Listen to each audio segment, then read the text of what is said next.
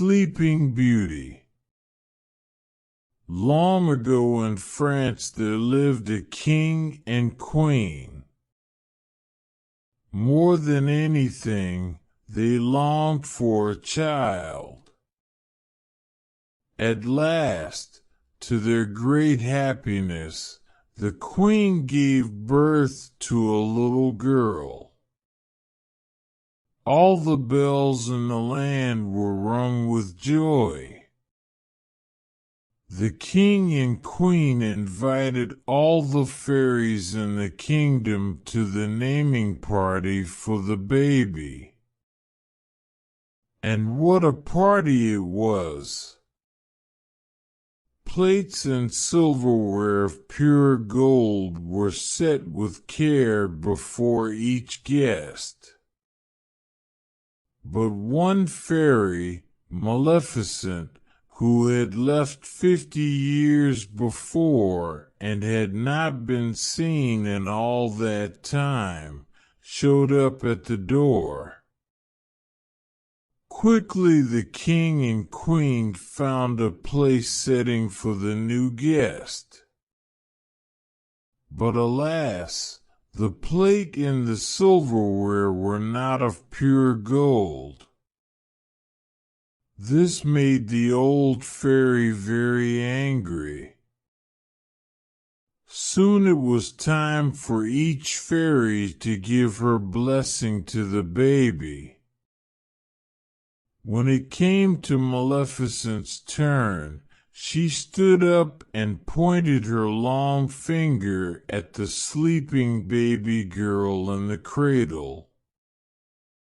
I declare, before all of you, Maleficent called out, that this child, on her 16th birthday, shall prick her finger on the spindle of a spinning wheel and die. With a whoosh of smoke, the evil fairy vanished. Everyone cried out with alarm, as you can imagine. But one fairy had not yet given her blessing. The king and queen asked this fairy, whose name was Merryweather, to reverse the curse. Merryweather shook her head sadly. That was not possible. But she could soften the curse. On her 16th birthday, she said, when the princess pricks her finger on the spinning wheel, instead of dying she will fall asleep for 100 years. 100 years, said the queen. After our daughter turns 16, we will not know her anymore. The king ordered every spinning wheel in the kingdom to be brought to the palace and burned. To be extra sure the princess would not be anywhere near a spinning wheel, he also ordered the fairy Merryweather, along with 2 other fairies, Flora and Fauna, to take the baby far away. The fairies would raise the child in a cottage deep in the woods. There, they would keep her safe until after her 16th birthday. After that day it would be safe to bring back the princess, who had been named Aurora, to the castle. Aurora grew up knowing no others than the 3 fairies, whom she knew as her aunts. The animals of the forest were her friends. The birds and the deer, the chipmunks and the rabbits, followed her around as she fed them treats and cooed to them. From the time she was little, Aurora was told she must stay inside the hills that surrounded them. She did not mind that in the least. The woods were wide and deep inside the hills, and there was plenty of room for her to play. One day, Aurora came home to the cottage to find her 3 aunts preparing for a party. "What's going on?" she said. "Tonight we will celebrate your 16th birthday," said Flora. "It is," said Aurora. "That means tomorrow I go back to the castle." "Yes," said Merriweather. "We have kept you safe from that spinning wheel for 16 years. Soon it will be time for you to take up your royal life as a princess. And the first thing for you will be to get married," said Fauna. "Married already?" said Aurora. "Do you know who I'm supposed to marry?" "We do," said Fauna with a wave of her hand, "but there's no need to worry about that. Even if he's a bit strange, some might say a bit horrid, you won't have to spend much time with him after all. And he does come from a fine family," Flora added with a quick smile. "Wait a minute," said Aurora, pulling back. "Why do you say he's a bit horrid?" "It's best not focus on such things, dear," said Merriweather. "Just do everything your husband tells you to do," said Flora, "and you will be fine." "This is not turning out like I thought," cried Aurora. "How long do I have to stay married?" "No, no, this is all wrong," cried Aurora.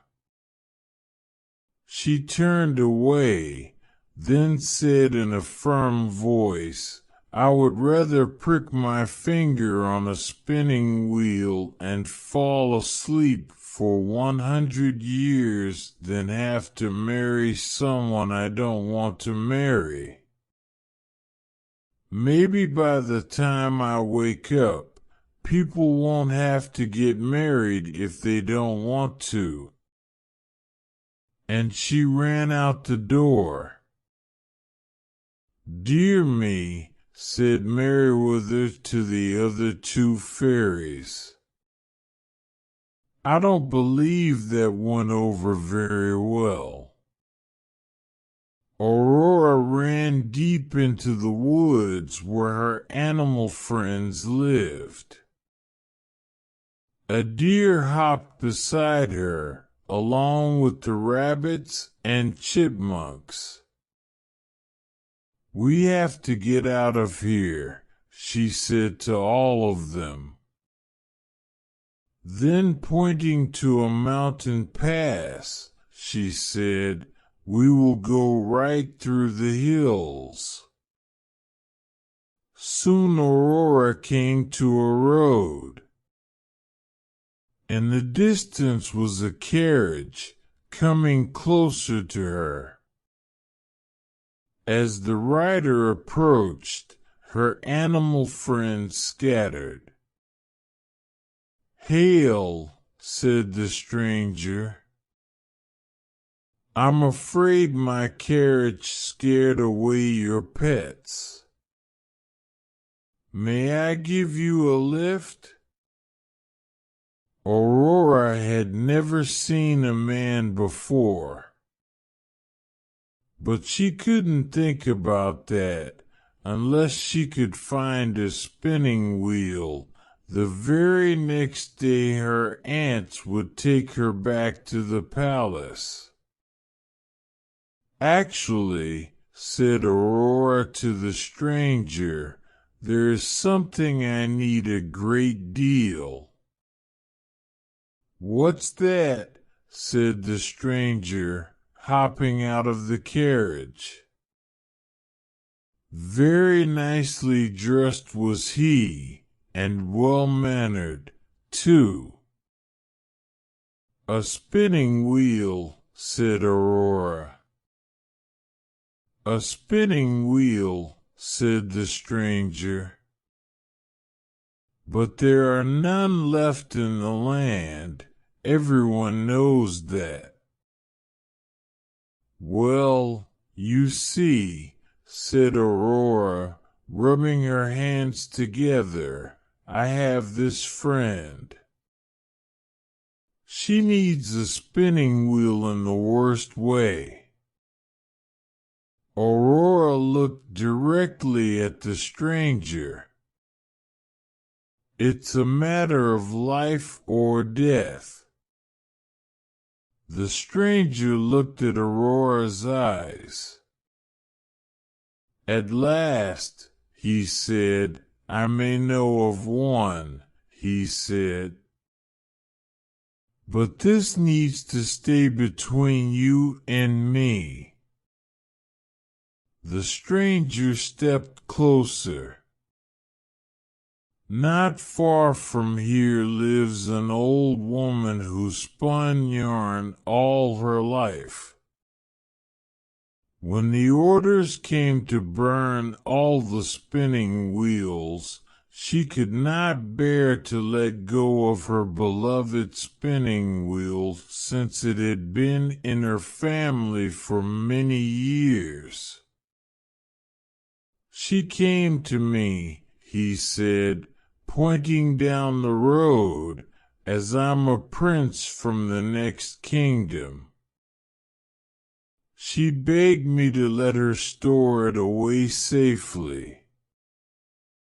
So I put it in the attic room of my castle tower, where no one ever goes until the 16 years had passed.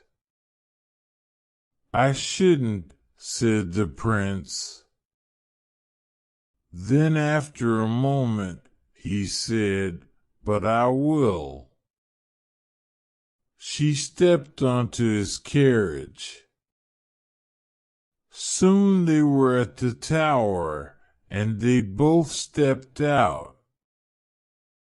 The prince said, This is not for your friend, is it? Thank you for taking me here, said Aurora. I will always remember your kindness. Now, if you please, I must do what I must do. Aurora turned and went up the tower stairs to the very last stair. The door in front of her creaked open. Inside, all was dark and musty. She could barely take a step for all the spider webs. But she pushed them aside and stepped forward. There, in a far corner, was the spinning wheel. From a small window, she could tell the sun was already setting. I hope this works, she said, before it's too late. Aurora held out her finger to the tip of the spindle. She pricked her finger on that spindle. One tiny droplet of blood dripped from her finger. At once, Aurora felt dizzy. She fell onto an old dusty velvet blanket that lay on the attic floor and fell into a deep sleep. Moments later, all the others in the castle, servants and royals alike, fell asleep too, and so did the prince, who was still waiting for her outside the tower. Within hours, thorns and vines had sprung up and wrapped around the castle, so thickly that no human or beast could pass through. After 100 years had passed, Aurora blinked her eyes awake. Then all the others in the castle also awoke. Everyone started to do what they had been doing when they had fallen asleep 100 years before. The thorns and vines around the castle melted away. Aurora stepped down the tower stairs to find the prince. Together, they stepped into the prince's carriage. Down the road to the market square, they discovered a whole new world.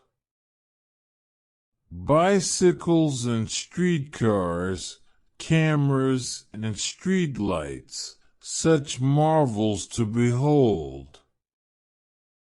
Perhaps best of all, they learned that in this strange new time, it was quite all right for young women and men to get to know each other, if that's what they wanted to do, and even perhaps to fall in love.